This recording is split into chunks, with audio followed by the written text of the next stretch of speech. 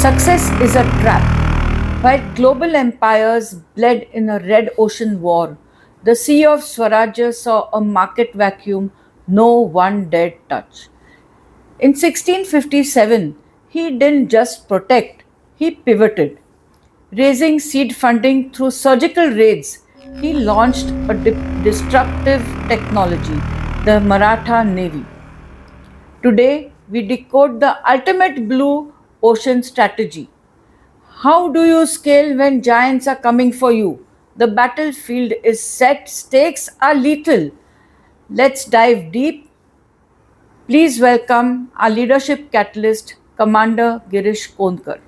Welcome, Girish. Thank you, Manisha. It's always a pleasure. Right. Girish, now we've got a massive 16-month gap in our timeline. Zauri falls in January 1656, but the Junnar raid doesn't happen until May 1657. True. Now, to an outsider, it looks like Maharaj just stopped and he was resting on his laurels after Zauri. So, what are your thoughts about it? Was he Far from it, Manisha. In the corporate world, we call this as the consolidation and the R&D phase. You never scale just for the sake of scaling. You build the infrastructure to support the weight of the vision. Maharaj wasn't doing nothing. He was building the launchpad. He had already started the construction of the formidable Pratapgarh under Moropant Pingre.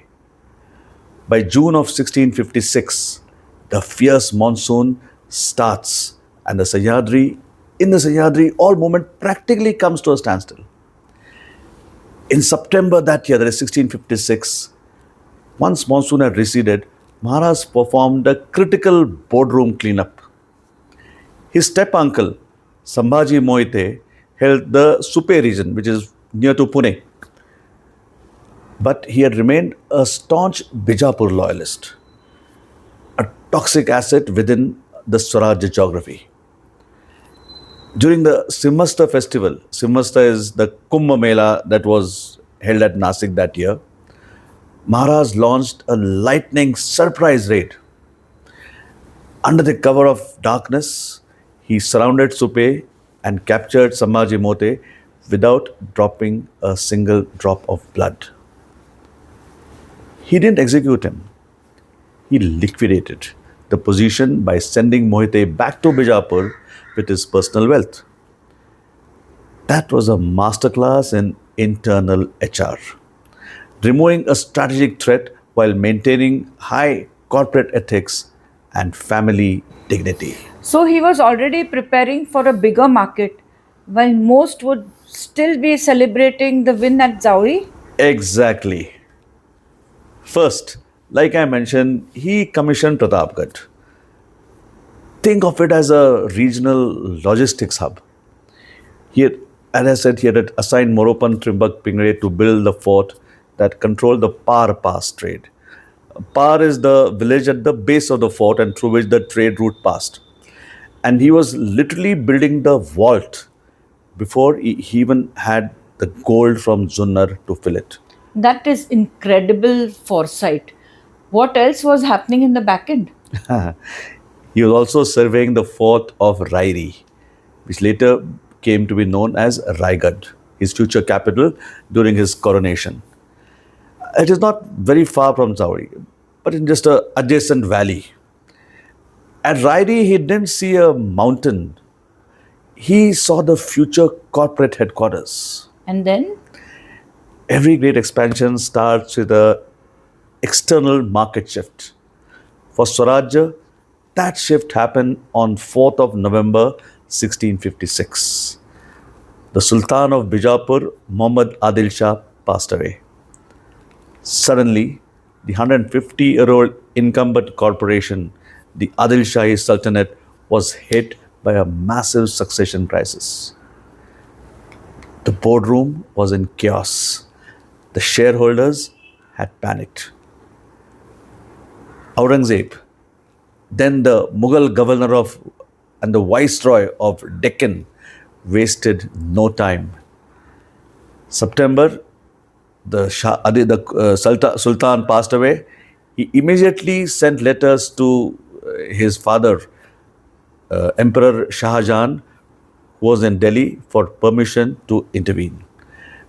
Within 15 days, lightning speed for the Mughals. On 26th of November 1656, the emperor, that is Shah Jahan at Delhi, formally granted permission for the invasion of Bijapur. This was the moment the hostile acquisition was officially sanctioned at the Mughal headquarters from Delhi. Aurangzeb was at that time in Burhanpur, a major Mughal military center, moved to Aurangabad. Now, Aurangzeb had to consolidate all the forces required for the invasion, and he called for the forces from the northern subas like Malwa, Khandesh, which were Mughal strongholds. Now, while preparations began immediately, the actual military campaign kicked off in the first quarter of 1657. On 2nd of March 1657, that means almost about 4 5 months have passed away, he began the siege of Bidar. Bidar is roughly about 350 kilometers southeast of Aurangabad on the way to Bijapur. This was the opening move of the broader campaign to annex the northern Bijapur territories. So the decision was made in November, but the product didn't hit the ground until March. Exactly. That 4 month gap in what we call as the mobilization phase. Aurangzeb was moving hundreds and thousands of troops and massive siege artillery into position. But for Shivaji Maharaj, that 4 month gap was a gift.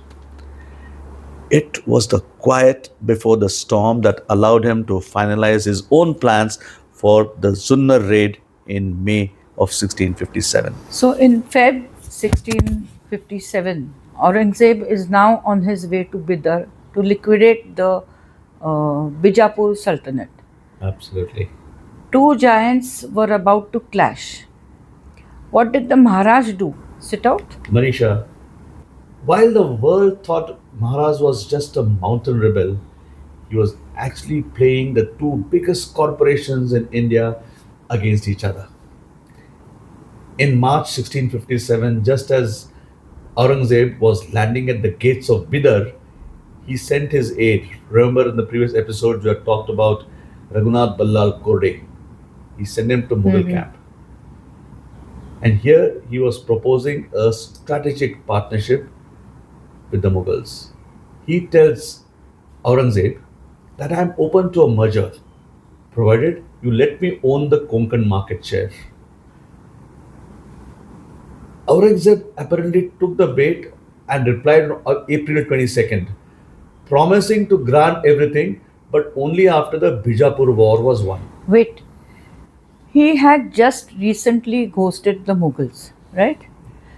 We had, I A think, few we years had this back. discussions with the his discussions with the Prince Murad Baksh seeking the release of his father and all that, and there he is negotiating again with the Mughals. True. Great. Yes. Just look at the audacity of Shivaji Maharaj. You might remember, like you mentioned just now, in 1648, these were the same Mughals whom he had approached when he had to get his father freed from the Sultan of Bijapur.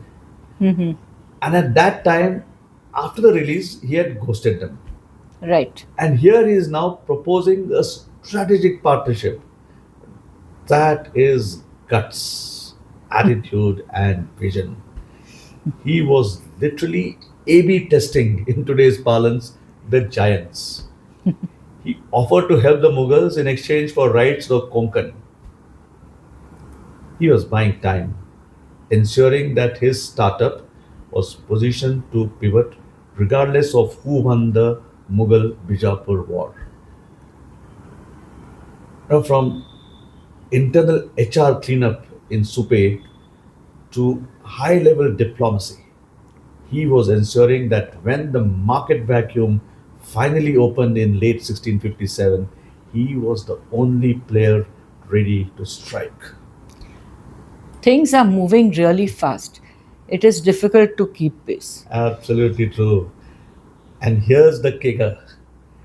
Even while Raghunath Kode was in the Mughal camp talking partnership, Maharaj's other generals were already scouting Junnar for the raid.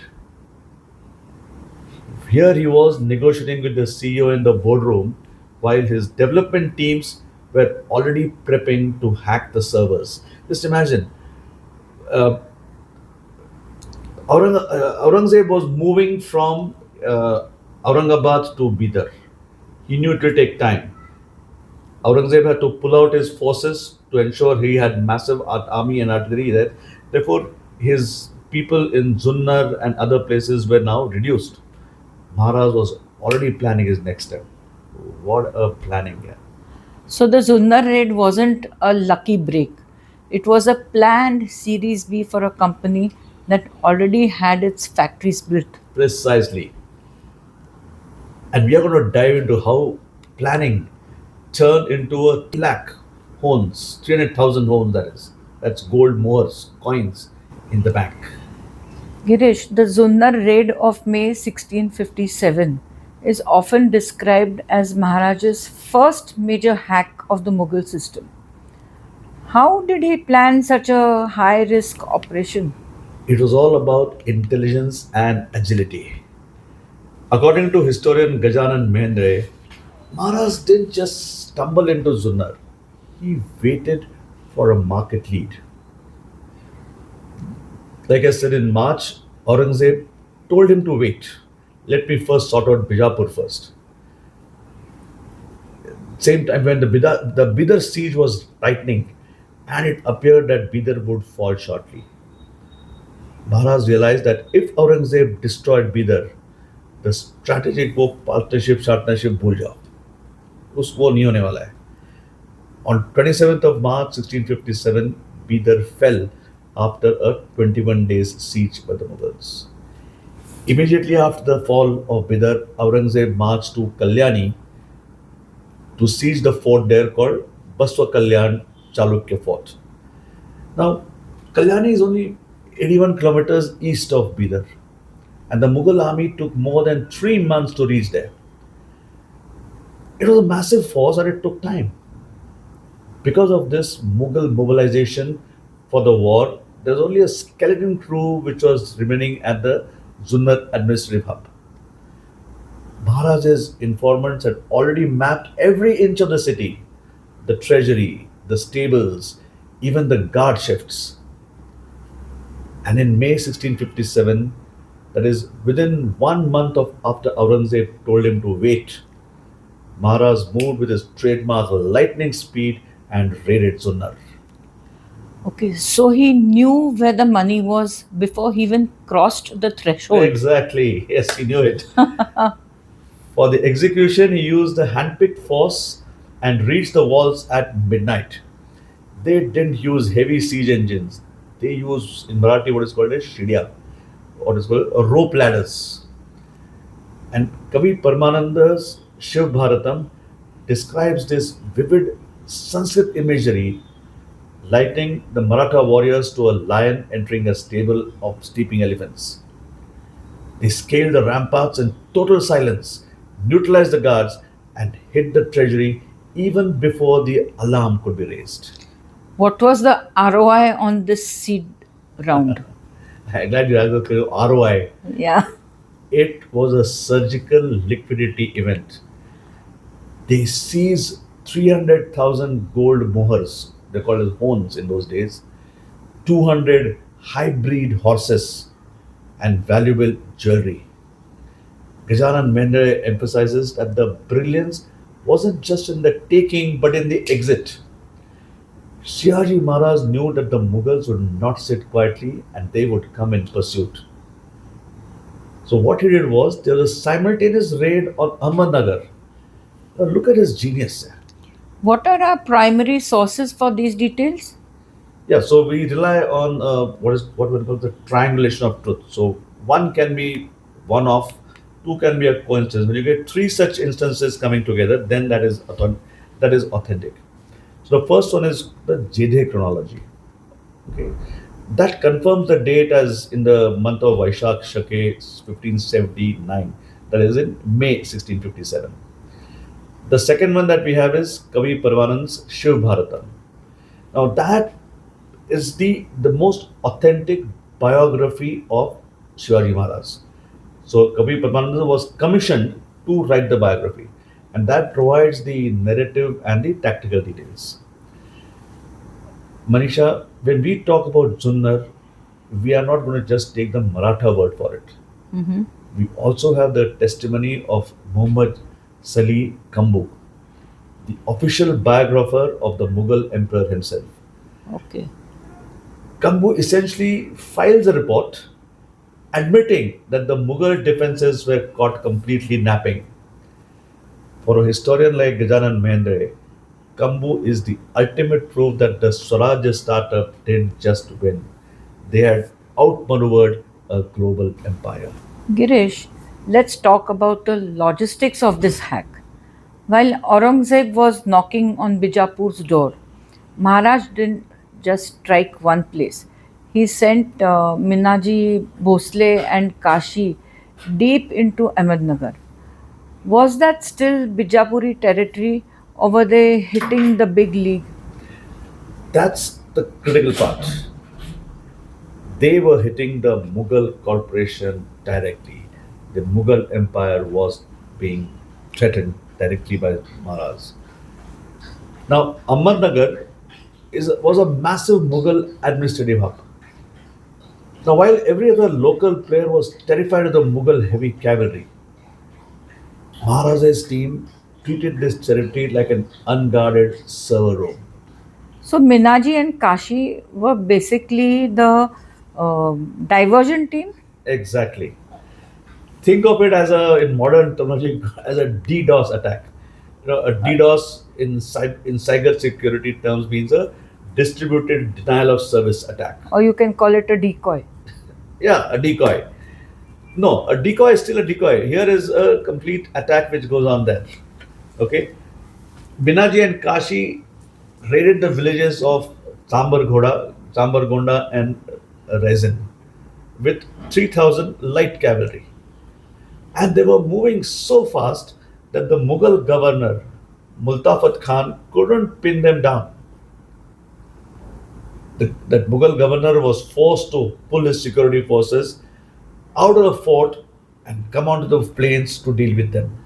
And that's when Maharaj made his move on Junnar. Spot on. Simultaneously, they were attacking Junnar in the middle of the night. Now, while the Mughal governor was chasing literally ghosts in Ahmednagar because the Maharaja's cavalry would keep moving from here to there, they were executing that surgical strike on Junnar at midnight. They scaled the walls, downloaded 300,000 gold mohurs from the treasury, and vanished before the morning shift even started. It sounds like a coordinated multi vector attack. One team creates the noise, the other secures the assets. And the most powerful lesson for leaders here is the timing.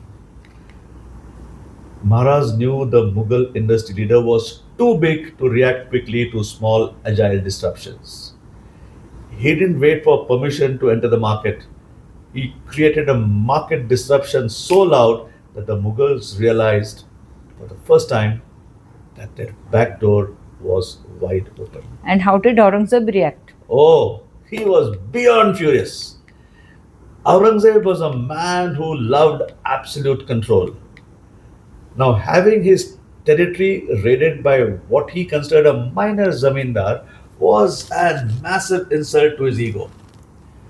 Gajanan Mehndre cites multiple letters by Aurangzeb. In fact, there are two of them which are in existence, which is there, where he orders his generals, Nasiri Khan and Iraz Khan, to go and annihilate Shivaji and Shivaji's territory. He wanted a scorched earth policy. Aurangzeb literally wanted to shut down the Swarajya startup before it could disrupt his march towards Bijapur. General Nasiri Khan, later known as Khwaja Khan, was the chief or the primary officer responsible for intercepting Maharaj's forces after the Junnar raid. When Maharaj struck Junnar in May 1657, Nasri Khan was ordered to cut off the Maratha retreat. Minaji Bhosle and Kashi had laid siege to Ahmednagar and they were playing havoc and they were there till 31st of May 1657. So Junnar Road raid takes place, Ahmednagar is being raided, and Shivaji, after raiding Junnar, decides to meet up with, with Minaji Bhosle. Nasiri Khan caught up with the Maratha forces near Ahmednagar. And when Nasiri Khan and Iraz Khan were together, there was a brutal, large scale encounter, probably the first one that the Maratha forces ever faced. Now, while the Marathas were experts in stealth, Nasiri Khan's forces included heavy Imperial cavalry and they were disciplined Mughal infantry. The Marathas faced significant pressure and were forced to withdraw. The battle went on for 2 weeks with daily skirmishes taking place between the two forces. Somewhere by mid June, Nasiri Khan successfully drove the Maratha force out of the Mughal occupied plains and back into the safety of the Sahyadri mountains. Now, this was not just pure luck. There is something which is amazing in the mountains that happens here, and that is the monsoon rains. I am sure Shivaji Maharaj had timed it perfectly. Just imagine, end May is summer. Monsoons are just about to start. 31st May, Minaji is at Ahmednagar. The raid at Junnar takes place. Maharaj comes to here, needles the Mughals. He knew he was no match for the Mughal heavy cavalry and infantry. He knew that. He engaged with them in skirmishes for 2 weeks till the monsoons were coming. The moment monsoon hit, Maharaj retreated. Because by this time, he had claimed his that victory of 300,000 horns from Junnar had already been successfully moved deep into Maratha territory. See, you cannot move massive treasures overnight. You need to organize the logistics, the transport. You need bullocks, you need bullock carts, you need maybe donkeys, maybe horses. They can't just run from Junnar to Pune and to Rajghat. You need time. Maharaj created a fantastic damage, I think. By the mid June of 1657, the heavy rains of Sahyadris began. Nasiri Khan and Iraz Khan were forced to halt their pursuit because the terrain became impossible for their heavy Mughal cavalry. And then everything came to a standstill because of the monsoons. And just as these two Mughal generals were now preparing for a massive post monsoon counteroffensive to annihilate Shivaji, history takes a dramatic turn. A strategic lesson for modern leaders. Nasiri Khan and Iraz Khan were highly competent Mughal generals who technically won the field and the battle at Ahmednagar in the first weeks of June. But because Maharaj had already secured the liquidity, the Junnar cash, and the infrastructure at Pratapgarh was getting ready, their military victory was what I would term as a lagging indicator. They won the battle, but they couldn't stop the Maratha expansion that the Junnar raid had already funded. This is totally fascinating and edge of the seat. Please do like, share, and subscribe, and also leave your comments. Your comments is what motivates us to come up with more such episodes. Girish, now where was Aurangzeb at this time? What was he doing? In end May and early June, while Shivaji was facing Nasiri Khan, Aurangzeb was moving his forces to Kalyani. He had just finished off Bidar rather.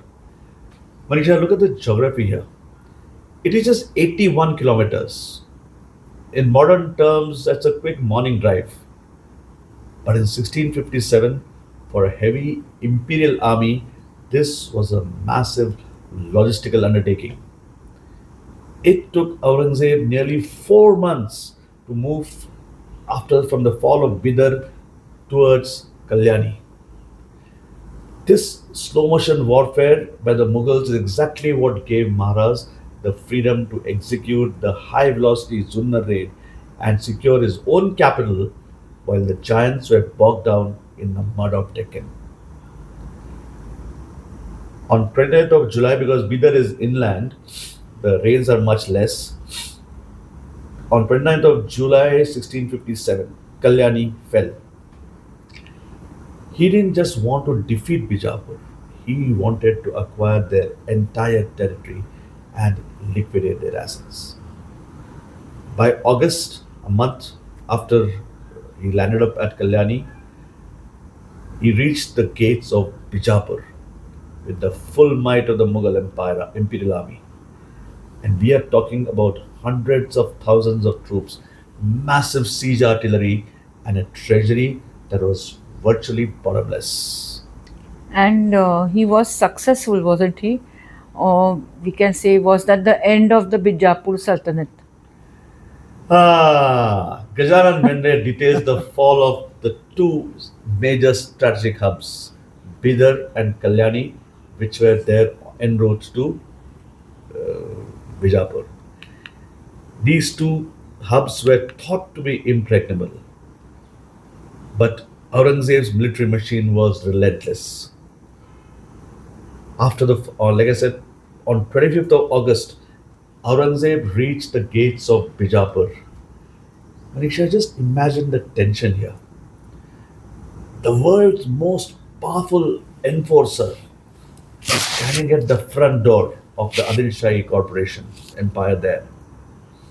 For the Bijapur Sultanate, this was an existential crisis, and they were on the brink of total collapse. Badi Begum, who held charge after the death of Adil Shah, was sending desperate letters offering huge sums of money just to make Aurangzeb stop. But Aurangzeb was a winner take all leader. He didn't want a settlement, he wanted the whole company. So Aurangzeb's arrival at Bijapur was actually the signal for Maharaj to move to the coast. Yes, for Maharaj, this was the ultimate diversion. While Aurangzeb was fixated at the gates of Bijapur in late August, he was completely blind to what was happening on his own western flank. Remember, the monsoons had come in the middle, Shivaji was quiet. And Aurangzeb didn't realize that this small disruptor from the Sahyadris had already successfully laundered the Junnar cash and was prepping to seize the Kalyan shipyards just weeks later. You see, when the industry leader goes on what I would say as a all in one single acquisition, they leave their coastal subsidiaries wide open. Maharaj struck Kalyan exactly 60 days after Aurangzeb reached Bijapur. A clash of two titans, and Shivaji decided not to wait and watch to see who would eventually win. Imagine two Fortune 500 giants locked in a brutal pricing war. They are burning through cash, resources, and manpower just to destroy each other. Most small startups would hide in the shadows, hoping not to get stepped on. As the saying goes, when two elephants fight, they create chaos all around. From June to September 1657, it is the monsoon period in the Sayadis. This is hence a forced pause in operations. The CEO spends his time on Rajgarh, strategizing his next move and waiting for the dust to settle between these two titans. While Shivaji was waiting out the monsoon, Aurangzeb was practically overrunning Bijapur. So, what changed? Why didn't he finish the job? This is He the was. black swan event that every leader fears. Wait, what event? Black Swan? What are we talking about here? Is this some bird watching episode? No, no, no, no, no, no, Manisha, not quite. Manisha, in the world of modern strategy, thanks to people like the term devised by Nassim Nicola Talib, a black swan is an event that is completely unpredictable, has a massive impact, and after it happens, people try to rationalize it as if it was obvious all along. So, like a system crash that no one saw coming. Exactly. In September 1657, the Mughal Empire was a high performing machine about to annihilate Bijapur. And then Emperor Shah Jahan in Delhi fell ill. That was the Black Swan. It was a fatal glitch in the Mughal operating system. While every other player was panicking, Maharaj was the only one who had a backup plan ready to hack into that chaos. In September 1657, a high speed messenger arrives in Aurangzeb's camp with news that would freeze the blood of any Mughal prince. Emperor Shah Jahan was critically ill. In the Mughal board of directors, there was no such thing as a smooth transition. Succession was decided by the law of the sword. Aurangzeb's eldest brother, Dara Shikoh, was already in Delhi controlling the empire, the emperor, and the flow of information. Aurangzeb knew that if he stayed in the Deccan to finish off Bijapur, his brothers or Dara Shikoh would seize the corporate headquarters in the north, and he himself would be executed as a traitor. So, it's the ultimate opportunity cost. If he stays for the small win, that is Bijapur, he loses the ultimate prize, the Mughal throne. Yeah. Now, watch the CEO mindset of Aurangzeb. He couldn't just leave. If he simply turned his back, the Bijapur Sultanate would recover and attack him from the rear. He needed a quick exit strategy. And here, now he suddenly changes his tone. Buddy Begum was already begging him for a settlement. He accepted the settlement. But he dictated a brutal term sheet to ensure he walked away from it with enough capital to fund his war for the throne. This Mughal Bijapur central settlement involved number one, a massive indemnity. Bijapur was forced to pay a sum of 1.5 crores rupees in cash, gold mohurs, That's etc. quite a bit. Imagine the liquidity, enough to pay an entire army for years. The second was asset cessation. They had to officially hand over the forts of Bidar, Kalyani, and Paranda. And third, a non compete clause. Bijapur had to promise not to interfere while Aurangzeb moved north. Aurangzeb took the money, the three assets, and he ran. Absolutely. He didn't even wait for the ink to dry. By January 1658, Aurangzeb was marching toward Delhi to fight the war of succession. Yes. Right? Yes. Now look at the geopolitical situation from Maharaj's perspective. By January 1658, that is September, the monsoon got over. Within 4 months, as October, November, December, by Jan, the Mughals have just downsized their Deccan operations. Their most dangerous general, Aurangzeb, is gone north. The Bijapur Sultanate is bankrupt. They've just handed over equivalent of 1.5 crores in those money to the Mughals, and their armies demoralized. This created the great market vacuum of 1658. The giants were exhausted. One was fighting for his throne and life in the north, while the other was trying to prevent a total financial collapse in the south. Maras realized that this market window wouldn't stay open forever. Remember earlier, he knew that somebody will take over in the north, in the Mughals. If it was Murad Baksh, he'd ghosted him earlier. If it's Aurangzeb, he had already raided his Junnar and Ahmednagar. He will not spare him. So while Aurangzeb was busy fighting his brothers at Samugarh and Dharmat, Maharaj launched the Konkan Blitz. He knew that the giants were too distracted to stop a small player from seizing the coastline. So we can say Aurangzeb's rush to Delhi was actually the seed opportunity for the for the Maratha Navy. Yes, you see, Manisha, when a black swan event hits the market, 99% of leaders freeze because they are focused on the crisis. But Maharaj acted instantly. Why? Because his purpose was far bigger than the problem. In my leadership interventions, we call this the visionary navigation. When I work with senior leaders, we focus on sharpening that purpose and the vision so that when the system crashes, and systems do crash, the team doesn't panic. They pivot.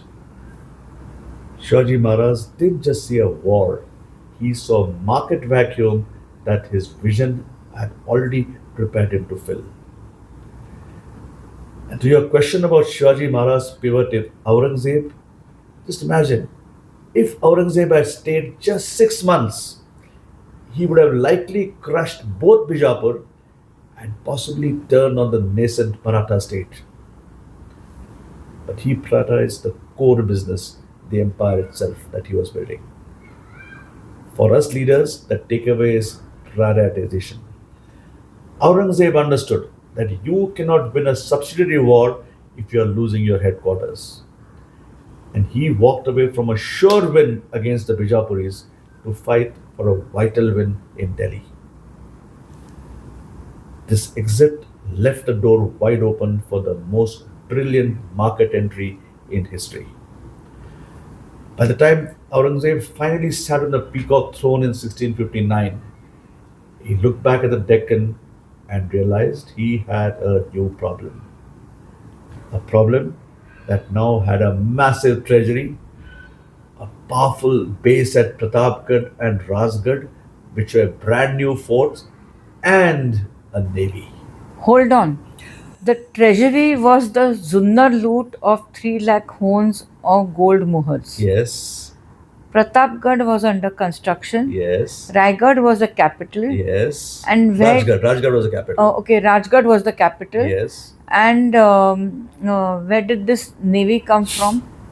True, Manisha. After Aurangzeb's quick exit to Delhi, the major threat from the Mughals had receded. Bijapur is licking its wounds. The Junnar heist, which is like something out of a movie, scaling walls at midnight and vanishing with the treasury, and that to a massive treasury. And now you have 3 lakh horns, gold muhars in the bank, is only half the battle. You have to deploy that capital.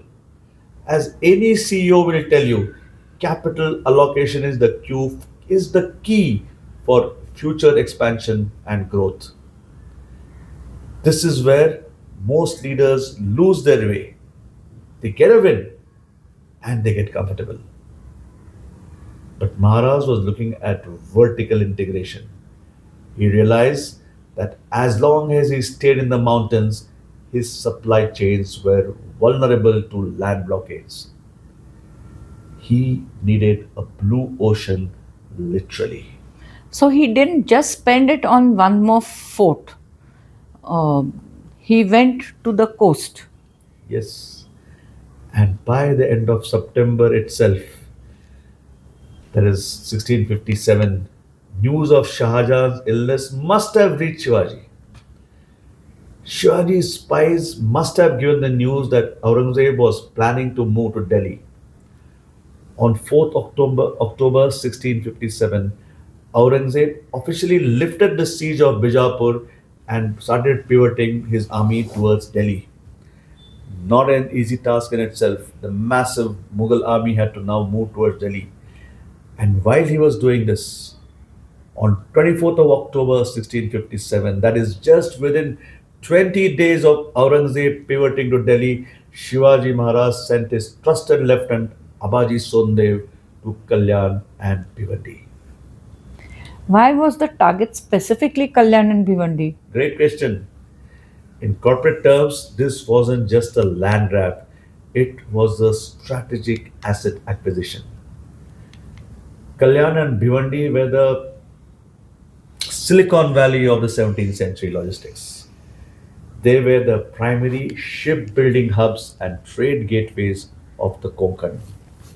By taking them, Maharaj didn't just get territory, he got the manufacturing plants, the shipyards, and the liquidity, the treasury of Kalyan to fund his next phase of Swaraj. Now we can talk about Abaji Sondev without mentioning the famous incident uh, with the daughter-in-law of the Bijapuri governor, Mulana Ahmed.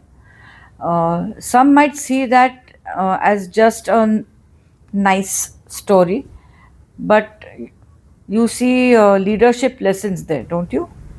Absolutely. It's a brilliant masterclass in brand equity and corporate governance. Abaji, in his zeal for the acquisition, brought the governor's daughter in law as a trophy. In those days, the winner got the spoils of war. Maharaj's reaction, honoring her as a mother and sending her back safely to Bijapur, wasn't just chivalry, it was a high level leadership intervention. He was telling his team, our growth will not come at the cost of our values. That one move earned Maharaj more market trust than any military victory could. So, by sending her back with honors, Maharaj was actually protecting the long term brand. Exactly. And this is the moral software I always talk about in our leadership interventions. During our high performance team building interventions, we often find that the commitment isn't born from a paycheck, it's born from the shared values. If Maharaj had allowed that ethical breach, he would have lost the respect of his men and the trust of the local people. He taught Abaji, and he teaches us today that you cannot build a sustainable empire or a company if your values are negotiable. True commitment only happens when the team knows that the leader's North Star is non negotiable. So, Abaji Sondev was essentially the guy who executed the hard skills, the That is. raid, the capture, the treasury, while Maharaj provided the moral software. Exactly. And here is the kicker, that moral software is what allowed the hardware to work. Because Maharaj respected the local dignity, he could eventually hire the local specialized labor in those docks to build his first fleet.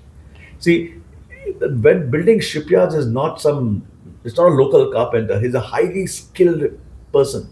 Right, And if you are not having him onboarded with your purpose and vision and mission and values, he's just a contract laborer. You'll not get the best. right. Which leads us to the most significant outcome. Was this the start? Was this the official start of the Maratha Navy? Yes, this is where the startup officially diversified.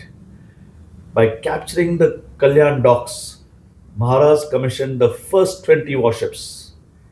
He looked at the vast Arabian Sea and realized that a CEO without a maritime strategy is just a regional player.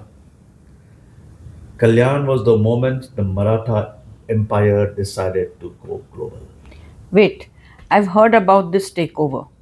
And as always with Shivaji, it must have been lightning fast, right? Surgical. By capturing Kalyan, Maharaj didn't just acquire land, he acquired intellectual property. He got the docks, the materials, and most importantly, the master carpenters the Sutars, and the Koli community. Girish, hold on. This is a mountain king, a Sahyadri Putra, suddenly hiring shipbuilders. That's like a software company suddenly deciding to manufacture its own hardware. Yeah, that's exactly what it was. And that is why Shivaji Maharaj is a true nation builder. It takes a visionary to plan and prepare for the battles to come, battles that were nowhere near the horizon. He stood on the shores of Kalyan Creek and realized that the then incumbents, the Portuguese, the British, and the Siddhis, they controlled the seas, the waters.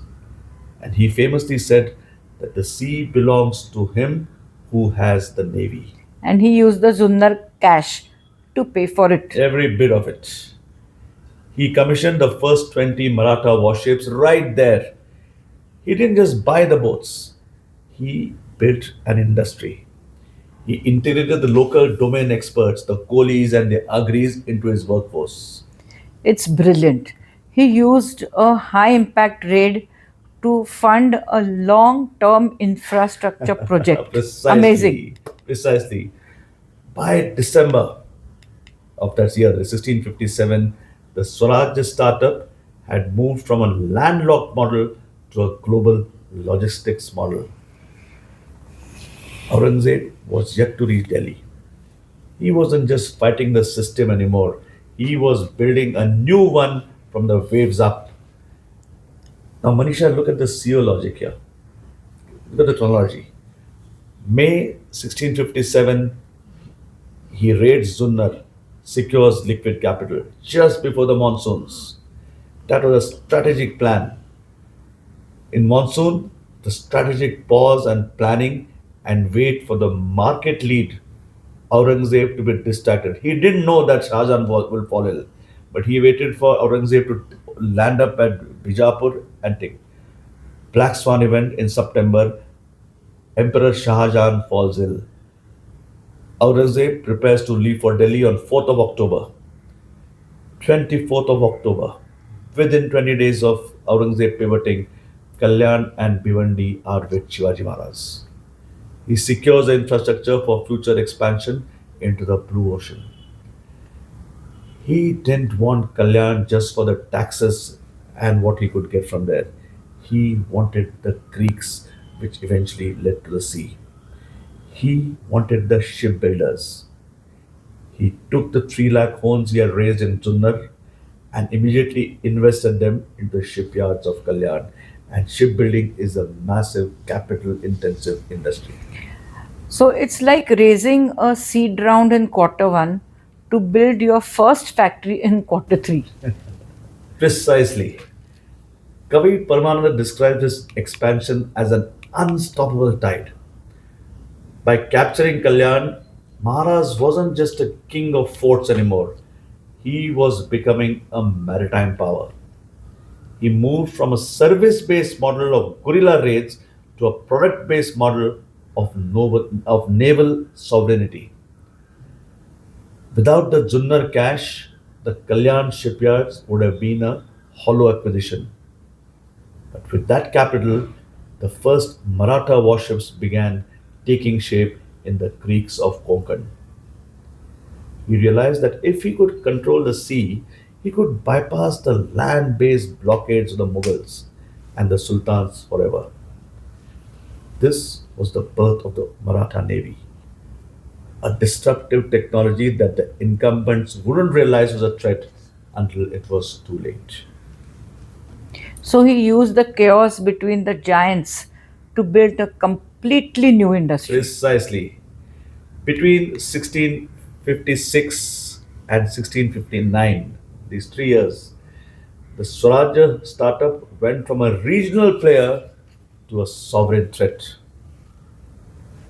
Because Shivaji Maharaj had already tested the system, he knew exactly how much room he had to breathe once Aurangzeb left. While the giant, as Aurangzeb was busy fighting for his life and throne in the Mughal boardroom, the startup used that vacuum to capture Kalyan, Bhiwandi, and build a navy. He turned the Mughal distraction into a Maratha expansion. So he wasn't just building boats, he was building a maritime industry. Precisely. And like I said earlier, Kavi Paramananda in the Shiv Bharatam captures this beautifully, describing how the king's influence now stretched from the mountain peaks to the ocean waves.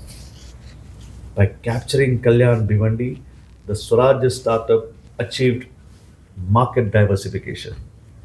He now had a direct line to global trade. He could now import lead, gunpowder, and horses directly, bypassing the toll gates of his enemies. He had moved from a landlocked model to a global logistics model. Major lesson for modern leaders: don't just compete in the market, own the infrastructure. Maharaj didn't want to just use the sea, he wanted to build the ships that sailed it. By integrating the shipyards of Kalyan into his empire, he ensured that his vision of independence wasn't just a political dream, but a maritime reality. Girish, we've seen the CEO of Swarajya execute a brilliant vertical integration by seizing the shipyards of Kalyan in late 1657. This is getting interesting. We've seen how Maharaj exploited the Black Swan event to hack the Mughal system. He secured a treasury, established the ethics of his brand, and built the manufacturing units at the Kalyan docks. But every successful disruptor eventually hits an entrenched incumbent. As we move into 1658, Maharaj heads south. He is no longer just a mountain rebel, he is also a maritime CEO. But waiting for him in the deep blue is a wall that hasn't been breached for centuries, the Siddhis of Janjira. In our next episode, we look at what happens when a high growth startup hits a naval monopoly. How do you scale when the market leader holds an impregnable fortress in the middle of the sea? Folks, the game is getting even more intense with the battlefield that is turning salty. Join us for episode 10, The Sea Wall. Thank you all for joining us. And before you log off, do like, share, and subscribe. And yes, also leave your comments. Your comments give us the motivation to research even more and bring authentic content that we can. Thank you, Girish. Thank you. Jai Hind. Jai Hind.